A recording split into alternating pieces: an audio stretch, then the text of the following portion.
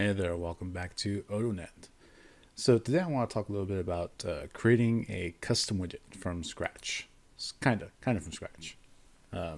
So first off, let's talk about what it is that I want to make. I'm interested in making a widget that can take 2 points, basically two locations on the map, and give me the driving distance between those two locations.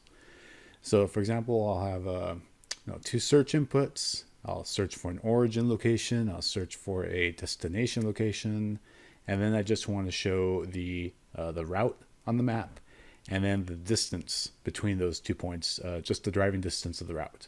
All right, it's fairly simple, not too complicated. So let's think about this for a second in terms of what the view model or the model for this kind of widget might be. So essentially, I really only need two things. You kind of think you need three things, but you really don't. If you think about it, you need an origin, right? And the origin would be a graphic and a destination. Okay, and the destination could be a graphic as well. But what I'm really concerned about is the distance. The distance is simple enough. Distance is just going to be a number. Okay, but then I also need a function that's going to do this calculation for me. And I'll just call it fetch route. And this is going to just be a void. It's not really going to return anything to me because the view model itself is going to interact with the view. It's going to handle all that business logic. So the view model is actually going to add the location on the map, and it's going to go ahead and adjust my extent to show me the route on the map itself. Okay, so when I said I really only need two things here, when we're talking about the origin and destination, really, these are only used whenever I fetch the route. I don't use them for anything else. So they're really going to be arguments that are going to go into the function for fetch route. That's because that's the only place they're going to get used, right? So I don't really need these two in there. And in this case here, I'll just make this a single object constructor, right? Or a single object function. And I'm basically just going to do fetch route, give it the origin destination, and then it's going to handle updating my view for me. And really the only thing I'm concerned about is looking at the actual distance on here. So my actual widget itself is going to re-render it, or it's going to adjust the renderer based on when this distance number changes. So let's go ahead, and I actually have all this pre-coded. I'm cheating again because we all cheat, right? But let's go ahead and let's just start off step by step. So first thing we're going to do is bring in our dependencies here. And I'll put them at the very top. So these are the AMD dependencies. These are the helpers that we have for the decorator and the extends helpers that get generated by TypeScript. And if you set the tsconfig correctly, it won't emit the helper methods here. We'll just bring them in, the ones that we have in the API. And basically that's going to save us some space for the file sizes, right? So next thing we're going to do is I'm going to bring in everything I'm going to need to be able to use in my view model. So for the view model, I need the accessor. Remember, these two are graphics, so I need the graphic. I'm dealing with the view, so let me bring in the map view. Okay, so I'll be working with either the map view or the scene view. I don't need this promise utils. Let me get rid of that. I'll probably be using some watch utils here. So I'm doing routing, so I need the route task, I need the route parameters, and part of the properties of the route parameter is going to be the feature set, so I bring that in. I need a symbol, just a simple line symbol, because I'm going to be showing the route on the map, and I'm going to be measuring that route, so I'm going to bring in Geometry Engine as well. So at this point here, I'm going to cheat and just bring in the rest of the code for the view model, and just kind of explain what I'm doing here. Okay, so essentially what I've done is I'm bringing my helpers, decorator helpers in here, the watch util stuff I'm going to be using. Creating this route option. This could be the interface for the arguments going to the fetch route function. And actually, let me change that. Copy this somewhere else earlier. So, okay, so my subclass, I got my class called mileageViewModel. It's extending accessor. I have a property. The view can be either be a map view or a scene view. And then I have a property of distance here. All right, and this is what's a key one here. I'm also going to add line as a property on here for the symbology for the line I'm going to draw, just a little dash line. I got my route task, and then my route parameters are in here. And then here's the fetch route function. So the fetch route function is going to go ahead and it's going to empty out the route options stops. Okay, so it's going to be 0 again, just an empty stops. And then if I've given both origin and destination, I'm going to go ahead and add the stops. I'm sorry, add those to the stops themselves. So stops is a feature set, and I'm going to add them to the features. Then I'm going to use the route task solve method, pass it the route parameters. That's going to give me my result. And I'm just going to go ahead and add symbology to the route. I'm going to add the route to the map. I'm going to set the extent of my view to the extent of the route.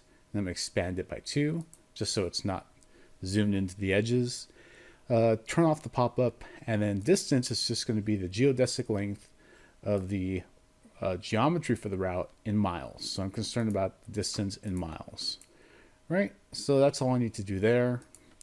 So let's go ahead and save that. Now for the actual widget itself, I'm going to go ahead and, again, I already had this kind of pre-written, but I'll show you what it looks like here. So for the widget itself, what we're going to do, let's save that. So I'm going to go ahead and bring in the same helpers I had before. The decorators, bring my widget helpers in here, the renderable stuff, join, and the TSX thing here to do all the work behind the scenes. But again, we're going to bring in widget, watch utils. I don't need route task, route parameters here anymore. Actually, don't need feature set, symbol, line symbol, or geometry engine either. I just want my view. So this is going to say that I have a view on here. It's a type of view. I have actually don't use the locate widget in here. I could add that at some point down the road. Actually, hold on. I think I still needed those. It's giving me an error. So I shouldn't go deleting things before I know I don't need them, right? So, okay. So I got my search widget in here, and I bring in my view model. I've also got some I18N stuff in here, and I guess I'll show that in a second, how that works. But again, I'm just creating some properties in here, saying that the properties are going to my widget are going to extend the base properties for the widget, but just add the view on here so that I use that. I got my CSS on here. That's not a big deal. I don't need this route task anymore. I don't need the route parameters here anymore, and I don't need this line symbol here anymore. I'm not using that. So I can go ahead and should be able to delete this stuff pretty easily, I believe. We'll find out, right? Again, so okay. So now all I'm concerned about is the property on the widget is going to be the view model. So I'm going to instantiate the view model immediately when I declare that property. And the only property on the view model that I'm going to care about rendering is going to be the distance. That's all I need. So it start off with the distance of 0. When the view model distance changes, it'll update my widget. So we're going to have an alias of view to the view model view, and the graphics are going to be aliased to the search widgets I'm using as origin and destination. Right? And then here are the 2 search widgets I'm going to use. These don't have the renderable on them because they are not critical to rendering the view itself. I don't care. I got my parameters in here, and here's my render method. So basically, I just have a div in here. I have some text saying search for origin destination, and I've got 2 search widgets in here. I got a div for one here and a div for another one here. I'm using this after create method that's going to go ahead and call these other methods here. They're going to create the search widgets on these 2 divs right here. And I just have a little container here. It's going to have a button that I'm going to click on, and then another span here is just going to show the distance of my widget. So if we come down here, this handle search origin creates the origin search widget, and this one creates the destination search widget. And when I click on the button, it's going to go ahead and call the fetch route method of the view model. I could have aliased this fetch route method to the actual widget itself, but I'll just go ahead and keep on the view model for simplicity's sake right now. Okay, I changed one little thing in the code real quick. I forgot to add the property decorators to the search widgets. And if you don't add the property decorators to search widgets, then the widget can't watch for the changes to the alias of that I put here to do the aliasing to the destination origin graphics I wanted in here. So my app wasn't working when I was testing it right now, but it works now. So once you do this and everything's set up, you should have an application that looks something like this. Basically, this is awesome UI, right? I've got my custom widget in here with 2 search widgets and a button. So I'm basically just going to pick out, say, Los Angeles as my origin location, Portland, Oregon as my destination location, and click on Go here.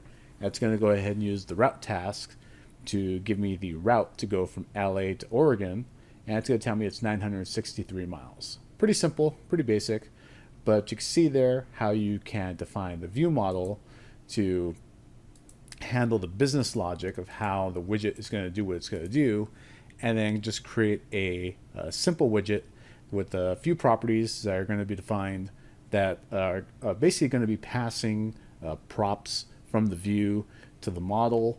In this case, it's going to be passing the props for the view itself, the map view, so that the view model can handle updating the view and everything, and just define what the actual widget's going to look like. So that's not too difficult. I mean, all the business logic itself is happening inside here. And let me get rid of this console. I know I got lazy and used the console log to do some debugging. I should just be using breakpoints, but it's okay. It was just a quick thing. So yeah, all the business logic in my view model here. And you can see here I've got other stuff going on in my widget folder. I've got my NLS, this is IATN stuff. Basically, this is how you define locale files. So basically, if I want the word miles to mean miles, then I could have some other people write other languages for me to list that out. Just got some basic styles in here, nothing too hardcore or anything like that. But that's it. That's a basic widget from scratch. Thanks.